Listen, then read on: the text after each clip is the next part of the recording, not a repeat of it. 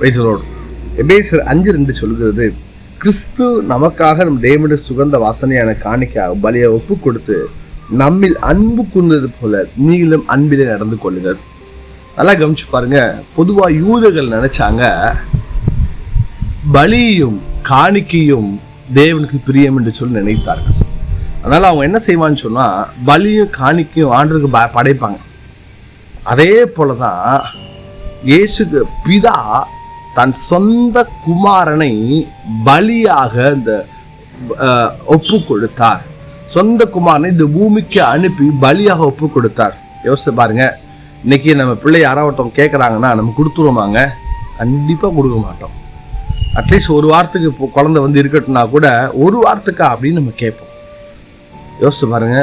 தான் சொந்த பிள்ளைய பிதா பூமிக்கு அனுப்பினார் அப்படின்னா அந்த பிதா நம்மளை எவ்வளவு அன்பு வச்சிருக்கார். அதான் பைபிள் சொல்லுது என்ன அப்படின்னா, கிறிஸ்து நமக்காக சுகந்த வாசனையாக பலியாக ஒப்பு கொடுத்தார். அப்படின்னா பிதா நம்ம மேல எவ்வளவு அன்பு வச்சிருக்காருங்க. நம்ம பிள்ளை கொடுக்குமா? கண்டிப்பா கொடுக்க மாட்டோம். ஆனா பிதா கொடுத்தார். பைபிளை வாசிக்கிறோம், நீங்களும் அன்பிலே நடந்து கொள்ளுங்கள்.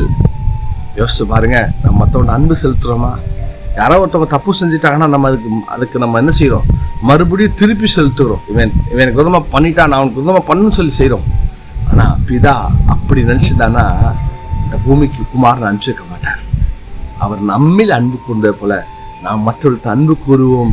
கர்த்தர் உங்களை ஆசீர்வதிப்பார். God bless you. அன்பிலே நடந்து கொள்ளுங்கள்.